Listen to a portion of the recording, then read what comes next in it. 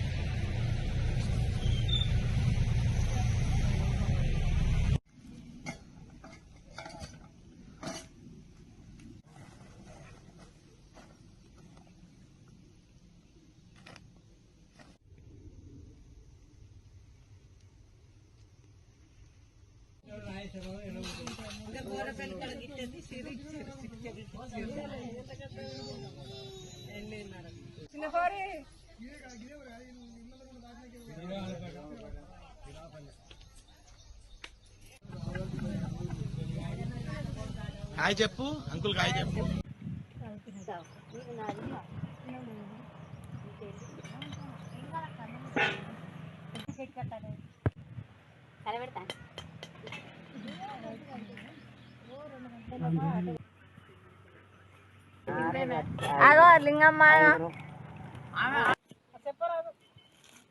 ఈరోజు మర్రివానిపల్లి గ్రామం మాది.